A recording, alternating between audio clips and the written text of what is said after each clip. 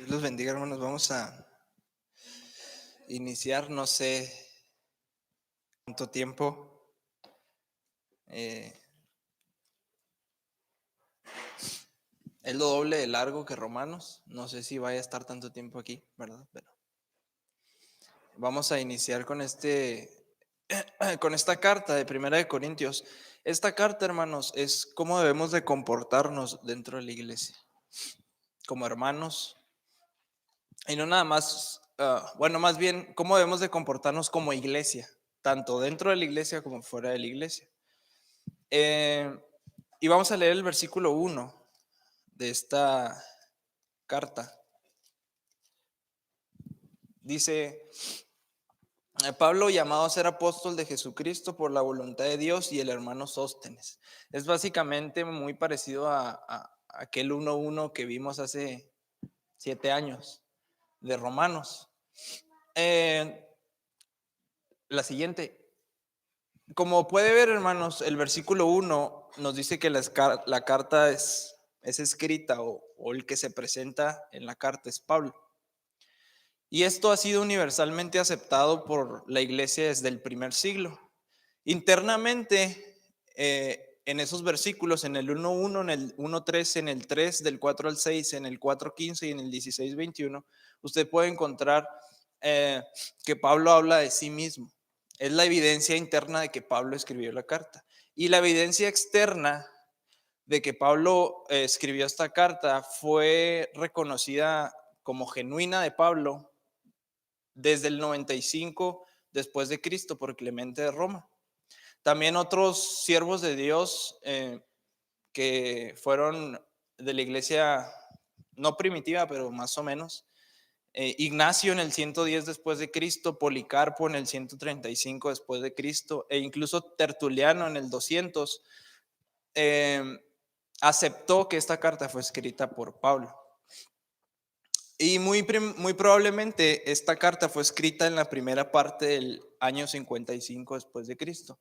Cuando Pablo escribe esta carta, muy probablemente él estaba en Éfeso, en el tercer viaje misionero que le llaman, en el tercer viaje apostólico de Pablo. Él estaba en Éfeso y le escribe la carta, esta segunda carta. Ahorita van a ver por qué es la segunda carta. Nosotros tenemos como primera, pero en realidad es la segunda carta que le escribe a los Corintios. Y el plan de Pablo era permanecer en Éfeso eh, hasta que cumpliera 3 años ahí. Una vez cumplidos los 3 años en Éfeso, él tenía planeado viajar eh, hacia, si no mal recuerdo, bueno, quería esperarse hasta el Pentecostés, que es más o menos mayo, junio, por ahí, que se celebra el Pentecostés, y después esperaba ir a Corinto para estar en el invierno de 55, 58. Eso era lo que estaba en la mente de Pablo. Eh, en Hechos 20:31, lo voy a leer rápido.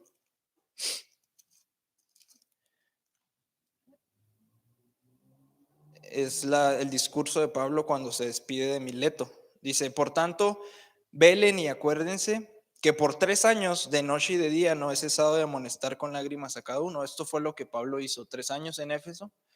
Y de ahí eh, viajar a Corinto era el plan que había en la vida del apóstol. La carta, hermanos, fue llamada la siguiente por la ciudad de Corinto, por eso se llama Primera de Corintios, porque, casi no se ve. Bueno, era donde la iglesia estaba localizada, donde fue escrita. Corinto se encuentra en Grecia. Grecia es todo lo que se ve como amarillito, entre amarillo y café. Acá está Turquía, Albania, Macedonia, etcétera. Todo esas y las islas de acá abajo es Grecia, es parte de Grecia. Grecia está dividido en dos partes. Espérame, todavía no tanto. La parte norte, todo lo que está pegado a Albania, Macedonia, aparte de Turquía, la parte de Europa, todo eso y la parte sur, que es el Peloponeso, se le llama así, que es esa islita que está acá abajo. Y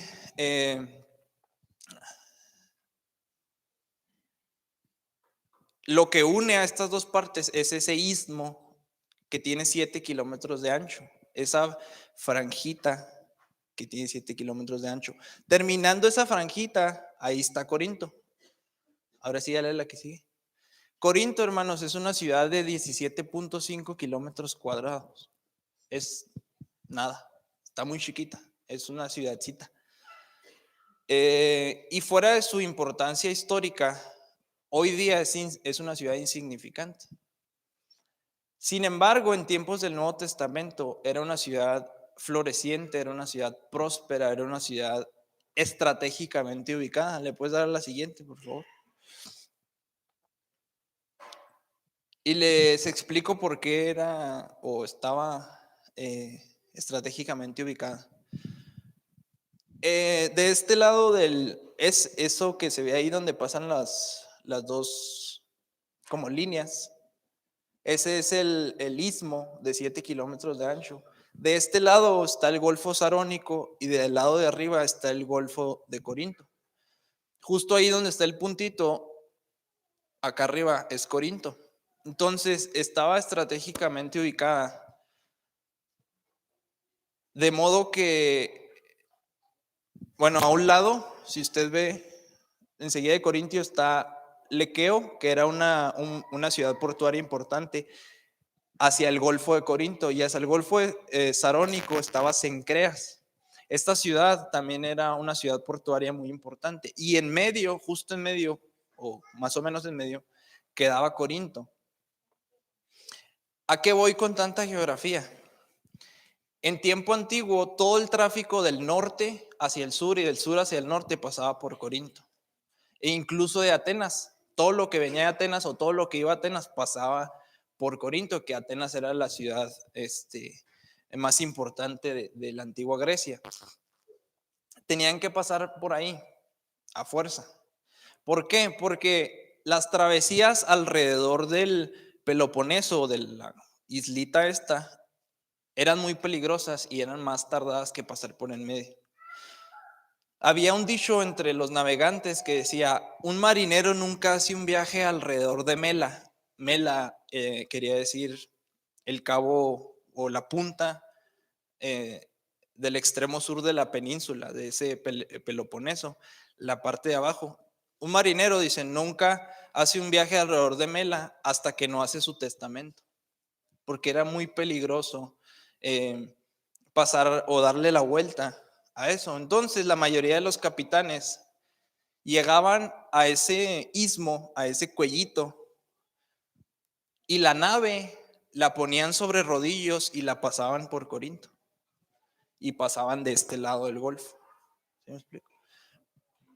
Era más rápido, era más económico y era más seguro que navegar 400 kilómetros alrededor de la península. De hecho, el istmo, el cuellito ese, el istmo, llegó a conocerse como Dialos. Dialos quiere decir el lugar para cruzar arrastrando, porque ponían sus barcos sobre rodillos o sobre, y los empujaban hasta que cruzaban, ¿sí, hermano?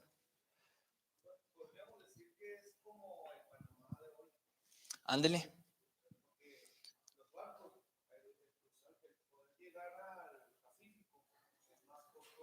Dale la vuelta que pasar por de un lado o del otro lado, sí. Es eso. Entonces Corinto se beneficiaba del tráfico en todas direcciones.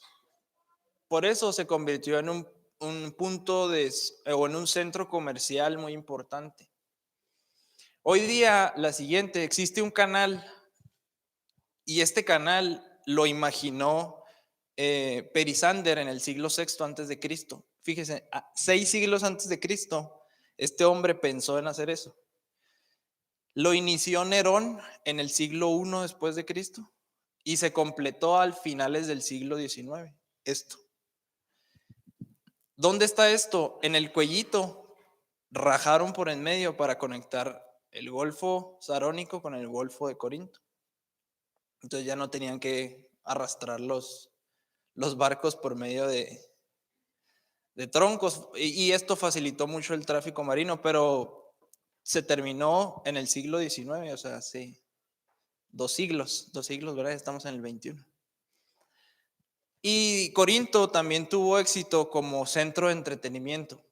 Los dos grandes acontecimientos atléticos de ese tiempo eran los Juegos Olímpicos y los Juegos del Istmo.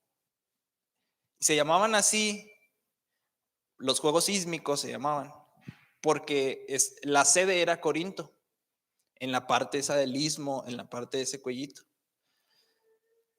Y es a los que Pablo se hace referencia en 1 Corintios 9, cuando dice, tienen que, los atletas se abstienen de muchas cosas para ganar una corona incorruptible, pero nosotros, una corona corruptible, pero nosotros vamos por una incorruptible. Estos juegos eran dedicados a Poseidón. Poseidón es el dios del mar, de las tormentas, de los terremotos y de los caballos. Se celebraban bianualmente, en el año segundo y cuarto de las Olimpiadas, y habían competiciones de música, habían competiciones hípicas, que es todo lo relacionado con los caballos, atléticas, náuticas y femeninas. Y los ganadores, ¿qué cree que les daban? Los coronaban con apio seco y después les ponían pino, que supuestamente era del pinar sagrado de Poseidón. Lo arrancaban del pinar sagrado y se los ponían. Entonces para los atletas era una gloria, o era algo muy importante para ellos. La gloria de Corinto, la siguiente. Ay, pensé que me habías visto. La siguiente.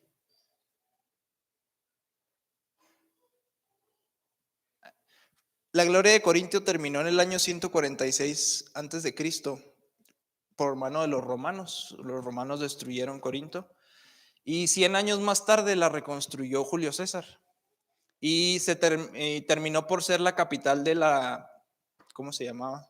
De Acaya, pero era, se me fue el nombre, provincia, de la provincia de Acaya, terminó por ser Corinto, capital de esta provincia, y por su ubicación volvió a ser un centro mercantil muy importante, pero ya ahora a manos de los romanos. Y resultó que cuando lo tomaron los romanos se hizo una población cosmopolita. Había griegos, funcionarios y negociantes romanos, había personas de Oriente y había muchos judíos. Muchos judíos. La siguiente. Como muchas ciudades griegas, Corinto tenía una acrópolis. Acrópolis literalmente quiere decir ciudad alta. Esta acrópolis se llamaba Acrocorinto y se utilizaba como un centro de defensa y adoración pagana. En los días claros, bueno, no se alcanza a ver. Acá está el Golfo de Corinto y luego en la primera montaña, que está así como un vallecito, eso era Corinto, y hasta arriba, en la montaña hasta arriba, era el Acrocorinto.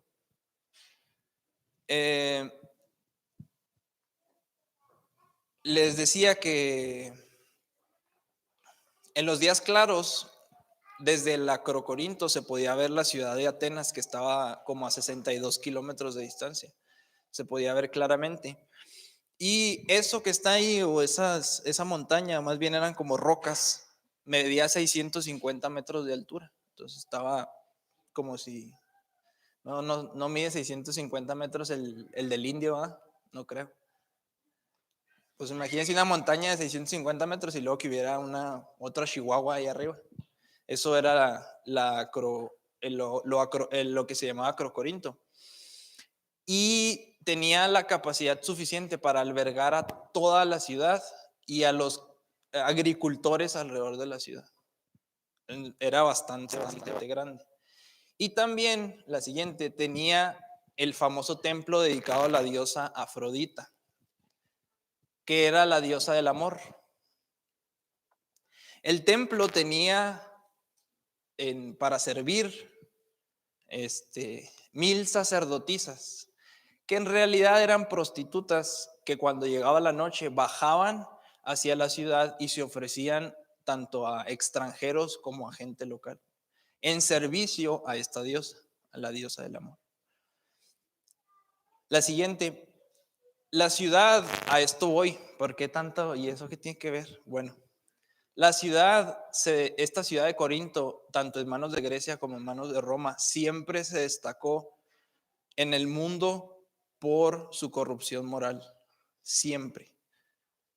Siempre, siempre. A modo que en el griego clásico hay una palabra que era corintiaestai, que era comportarse como un corintio, y llegó a representar la inmoralidad y el libertinaje más obsceno que pudiera existir en el mundo. Entonces, cuando les decían, te estás comportando como un corinto, era por esto. El nombre de la ciudad, Corinto, llegó a convertirse en sinónimo de depravación moral. De hecho, en esta carta a la iglesia que estaba en esta ciudad, a la iglesia de Corinto, Pablo menciona algunos de los pecados característicos de la ciudad. Menciona la fornicación, que utiliza la palabra porneia, que es de donde se deriva la palabra pornografía. Idolatría, adulterio, afeminación, homosexualidad, robos, codicia, borracheras, calumnias y estafadores. Y algunos creyentes practicaron eso antes de ser salvos, pero habían sido lavados, habían sido limpios, lo dice en el 6:11 de 1 de Corintios. Otros, sin embargo, seguían viviendo en inmoralidad e involucrados en pecados peores como el incesto. Si usted recuerda lo que dice Pablo, esto ni siquiera lo practican los paganos y está dentro de la iglesia. Entonces, por esta razón, hermanos, es importante estudiar esta carta. Hoy en día no distamos mucho de lo que hay dentro de la iglesia a lo que había dentro de la iglesia en Corinto. Hoy en día hay perversiones de todos los tipos, desde los altares hasta las bancas, desde las bancas hasta los altares, dentro de la iglesia. Entonces Dios nos quiere llevar, y coincido con lo que nos hablaba el Señor por medio de nuestra pastora, a esa vida santa, a esa vida diferente, para que podamos ser ese especial tesoro. Porque si somos iguales a los demás, pues no somos tan especiales, somos más comunes y corrientes que otra cosa. Puedes poner la que sigue. Vamos a ver la fundación de la iglesia en Corinto. Ya no nos falta algunos puntos y terminamos. Esa es la pura introducción. No, es que se ve. Vamos a Hechos 18. Vamos y nos detenemos ahí.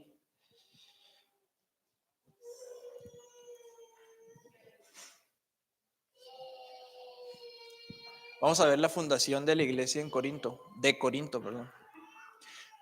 Pablo pisó Corinto por primera vez durante el segundo viaje misionero y había estado predicando y trabajando en ciudades griegas y macedonias por un tiempo.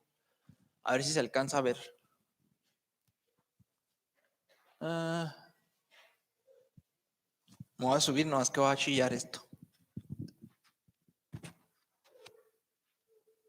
Este es el segundo viaje misionero de Pablo, que arrancó desde aquí, desde Siria, Antioquía de Siria, y subió para acá, y estuvo trabajando Pablo en Macedonia antes de llegar a Corinto. Macedonia está Filipos, está Tesalónica, y cuando viaja hacia el sur, que llega el segundo, después de Filipos, baja y llega a Corinto por primera vez. Ahí fue fundada la iglesia en Corinto. Salió de Filipos, que es la primera vez también que fue a Europa, a ministrar a Europa, que es la parte de Macedonia. Y pasó Tesalónica, Berea, Atenas y luego Corinto. Cuando Pablo llegó a Corinto, a la siguiente, se encontró con un encuentro divino, con este matrimonio que pienso que todos los matrimonios de aquí debemos de aprender de ellos. Se encontró con Aquila y Priscila, dos judíos que habían sido expulsados de Roma y que los habían mandado a Corinto. Se los encontró haciendo tiendas, porque también Pablo se dedicaba a eso, a hacer tiendas. Y fueron los que los hospedaron y comenzó su predicación en la sinagoga cada sábado, cada sábado, cada sábado, cada sábado. La siguiente, Silas y Timoteo llegaron ¿cómo se llama? De refuerzos y le ayudaron, y a medida que Pablo predicaba más y más y más y más, la resistencia aumentaba más y más y más y más. Sin embargo, muchos corintios empezaron a creer en Cristo. Tanto que en el 18:8 de aquí de Hechos, perdón, dice que Crispo, el principal de la sinagoga, creyó en el Señor con toda su casa. Y muchos de los corintios, oyendo, creían y eran bautizados. El principal de la sinagoga creyó, mas no los que se juntaban en la sinagoga, que eran los judíos. La siguiente, Pablo duró 1 año y medio ministrando en Corinto, 1 año y medio, donde la oposición judía se hizo tanta que fue llevado hasta el tribunal romano, no sé si se recuerdan. Sin embargo, como las acusaciones eran religiosas, el procónsul Galión les dijo, no procede porque esto es religioso, no está haciendo nada legal como para acusarlo de esta manera. Y después de quedarse ahí un poco más de tiempo, Pablo salió junto con Priscila y Aquila, se los llevó a Éfeso. Dejó en Éfeso a Priscila y Aquila y regresó a Palestina, regresó a Jerusalén. Esto lo puede encontrar, si usted lee el capítulo 18 de Hechos, ahí está. Y el segundo servidor o el segundo pastor de esta iglesia era Apolos. Apolos, que está escrito en las escrituras como un hombre poderoso en las escrituras. Fíjese cómo Dios acomoda todo, es impresionante. Este judío, Apolos era un hombre judío, era muy elocuente, natural de Alejandría, y llegó a Éfeso, donde empezó a predicar. Y empezó a predicar, pero estaba incompleto su mensaje. Y aquel matrimonio que Pablo había tomado y lo había dejado en Éfeso para luego él irse a Jerusalén, lo tomaron aparte y le explicaron más exactamente el camino del Señor. De modo que se completó el mensaje, se completó el poder de este hombre a través de la enseñanza de este matrimonio, que divinamente, por eso puse un encuentro divino en Corinto, porque divinamente Dios preparó todo para que este hombre fuera el pastor de esta iglesia. Cuando Apolo se propone predicar en Acaya, la iglesia de Éfeso lo anima, le da una carta de recomendación y fue así como empieza a ministrar en Corinto. La carta perdida, en algún momento entre la salida de Pablo hacia Éfeso y el escrito que tenemos nosotros como Primera de Corintios, Pablo escribió otra carta. En 1 Corintios 5:9, déjeme se lo leo rápido.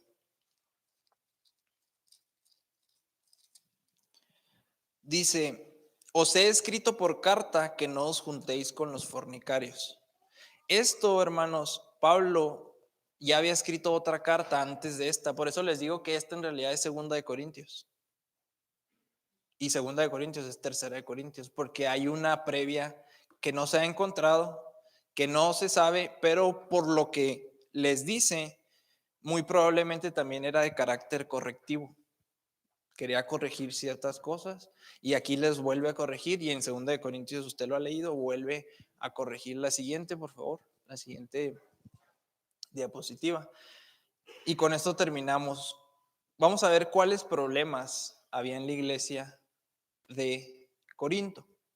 Y usted vaya asimilándolos con los problemas que hay hoy en la iglesia. Hay muchas familias que vienen de otras iglesias. Y usted asimílelos, usted compare y usted va a ver si nos parecemos o no tanto. La iglesia tenía muchos problemas serios. Uno de ellos era la proliferación de facciones. ¿Qué quiere decir esto? Que había elección de bandos. ¿Sí? Las facciones no son las de la cara, también, pero no. En este caso son bandos de gentes que se separa de un grupo por no estar de acuerdo. Después de que Apolos ministró un tiempo en Corinto, algunos desarrollaron lealtad a Apolos y empezaron roces entre ellos y los que habían sido enseñados por Pablo antes que él, porque los que habían sido enseñados por Pablo antes que él desarrollaron lealtad a Pablo. Por otra parte, otros eran leales a Pedro, a Cefas, que es el nombre en arameo de Pedro, y otro grupo se identificaba con Cristo. Entonces era yo de Apolos, yo de Pablo, yo de Cefas, yo de Cristo. Eran cuatro bandos y eran todos contra todos. Por eso Pablo los reprende fuertemente y les dice, no deben de tener esas divisiones espirituales. ¿Qué es Apolos? ¿Qué es Pablo? Somos trabajadores del Señor. Uno riega, otro siembra, pero el crecimiento lo da Dios, que es lo importante. La siguiente. Ese es uno de los problemas. Y usted lo puede ver. Hoy en día, yo soy de Asambleas de Dios. Yo soy bautista. Yo soy metodista. Yo soy testigo de Jehová. Yo soy, y usted nómbrelo. Sin embargo, hermanos, el problema más serio de ellos era el problema más serio de nosotros, que no se separaban de la manera mundana de vivir. Altamente influenciados por una sociedad depravada que los rodeaba. No entendían, o más bien no querían entender el principio básico de no amen al mundo ni las cosas que están en el mundo. No querían descorintianizarse. No queremos deschihuahuazarnos. Es cierto. No queremos desmexicanizarnos. Vamos a 1 Corintios 5.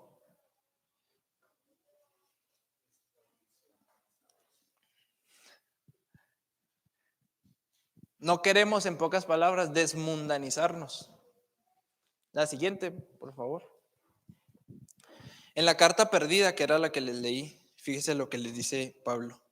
Os he escrito por carta que no se junten con los fornicarios, no absolutamente con los fornicarios de este mundo, o con los avaros, o con los ladrones, o con los idólatras, pues en tal caso les sería necesario salir del mundo. Más bien les escribí que no se junten con ninguno que llamándose hermano fuere fornicario, o avaro, o idólatra, o malediciente, o borracho, o ladrón, con el tal ni aún coman. Pablo, hermanos, entendía en la ciudad donde estaban, entendía la sociedad que los rodeaba. Por eso les dice, no les estoy diciendo que no se junten con los que están afuera, porque en ese caso sería necesario salirse del mundo, dejar de vivir. Les digo con los que están adentro, que ese es el problema de la iglesia hoy en día. El mundo está dentro de la iglesia. La iglesia no está dentro del mundo, el mundo está dentro de la iglesia. Sexualmente corrompidos, codiciosos, estafadores, amadores de sí mismos, borrachos, idólatras, lascivia, maledicientes, engañadores, desobedientes a los padres, desleales. Usted márquelos. en una lista y vea si hay de eso en la iglesia. Los creyentes fieles no debemos asociarnos con las personas que se dicen cristianos y practican estas cosas. Pablo les decía, tienen que excluirlos para que se haga una limpieza, para que la iglesia se purifique. Es lo que yo siempre he dicho, y yo sé que se van a enojar, pero usted analícelo objetivamente. Yo, en mi opinión, yo siempre les he dicho, los homosexuales, gran parte de los homosexuales y de la proliferación que hay ahorita de homosexuales es culpa de las mujeres. Tranquilas, les explico. Sí, un hombre es muy raro que tenga un amigo homosexual. Una mujer es muy común que tenga un amigo homosexual. La aceptación, yo lo empecé a ver, empezó por la mujer. No, déjalo, no pasa nada. Oye, pero es que está medio afeminado. No, no es cierto, no pasa nada. Así es. Es que creció con mujeres. Eso no tiene nada que ver. ¿O qué tiene? No, es que es bien gracioso.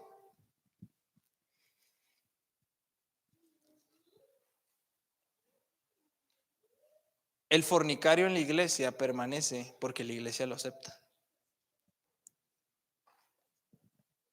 El avaro o el avaro permanece en la iglesia porque la iglesia lo acepta.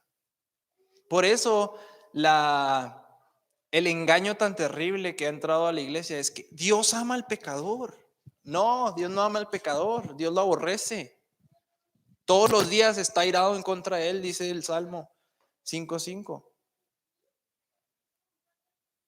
Dios ama al pecador, pero no al pecado. No es cierto.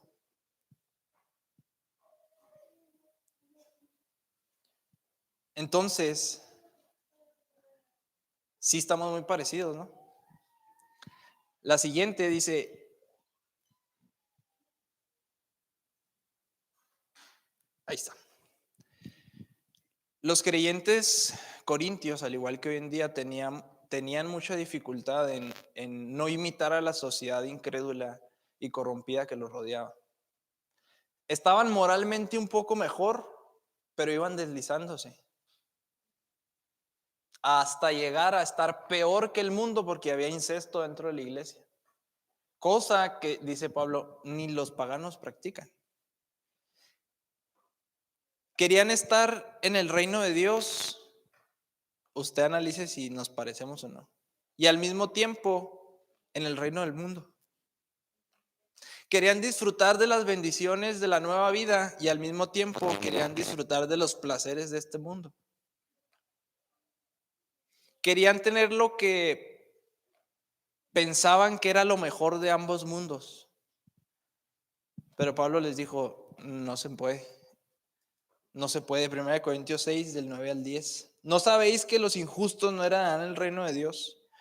No erren ni los fornicarios, ni los idólatras, ni los adúlteros, ni los afeminados, ni los que se echan con varones, ni los ladrones, ni los avaros, ni los borrachos, ni los maledicientes, ni los estafadores heredarán, el reino de Dios. Fíjese todo lo que había en la iglesia. Siguiente.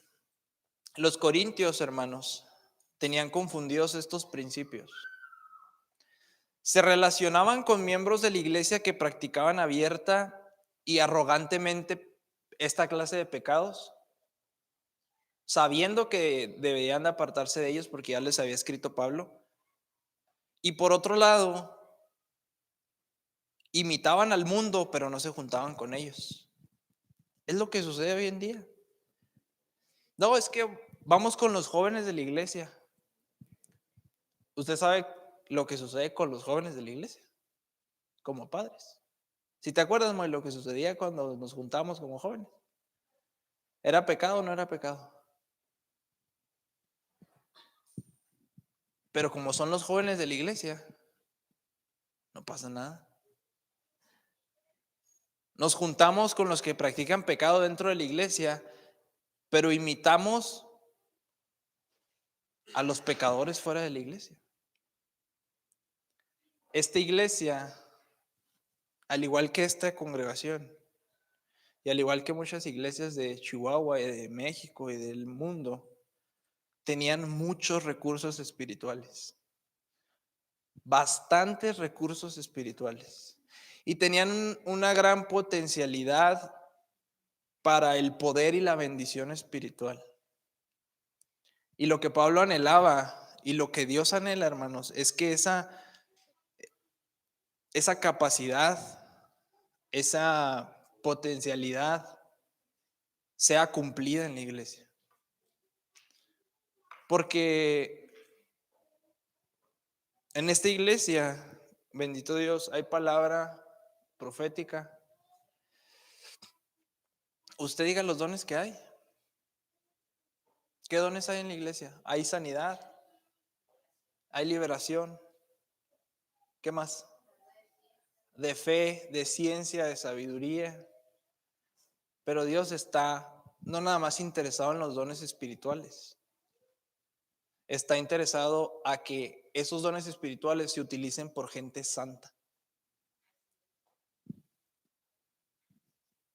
Esta iglesia, entonces, a la que el apóstol escribe, no dista de lo que estamos viviendo como iglesia hoy en día. Porque si así, yo pensaba cuando estudiaba eso, si todos estos dones Dios los utilizaba en la iglesia de Corinto, ¿qué hubiera sido si esa iglesia hubiera sido una iglesia santa? ¿No los habría utilizado Dios para todo el mundo? Como la iglesia en Roma. Porque la iglesia en Roma era una iglesia perfecta, era una iglesia santa, era una iglesia pura, era una iglesia que se conocía mundialmente por su fe. Había dones, también había muchos recursos espirituales dentro de la iglesia. Y por eso, como había santidad, era reconocida mundialmente. El que sigue. Vamos a estar viendo, hermanos, de los versículos del 1 al 9 del capítulo 1. El que sigue. Vamos a estar viendo el llamamiento y los beneficios de la santidad, los errores y los problemas en la iglesia del 1:10 al 16:4. Y dentro de estos errores y problemas de la iglesia vamos a ver la unidad, la condición de siervos, el matrimonio, la libertad, los hombres y las mujeres de la iglesia, la cena del Señor, los dones espirituales, la resurrección, la mayordomía y por último los planes personales y saludos del apóstol Pablo. La unidad, termino, ya esto es lo último. ¿Hace falta en la iglesia hoy en día? La condición de siervos hace falta en la iglesia hoy en día. Porque ahora todos quieren ser líderes, pero nadie quiere servir. El matrimonio, hace falta que Dios restaure el matrimonio en la iglesia. En la iglesia hoy en día. Es increíble, ¿no? En la iglesia. La libertad, hace falta aclarar qué es libertad y qué es libertinaje. Los hombres y las mujeres de la iglesia, hace falta aclarar qué papel le corresponde a cada quien. La cena del Señor, ¿quiénes la pueden tomar? ¿Quiénes no la pueden tomar? Porque ahorita toman la cena del Señor a la ligera. Pues es juguito de uva y una galletita y ya. No pasa nada. Los dones espirituales, la resurrección, la mayordomía, todos estos temas vamos a estar viendo si Dios nos concede o hasta que Dios nos conceda llegar al final. No sé si hay preguntas o comentarios, hermanos. No, Dios los bendiga y espero que despierte el Espíritu Santo en sus corazones, en sus mentes, un interés por esta carta. Dios los bendiga.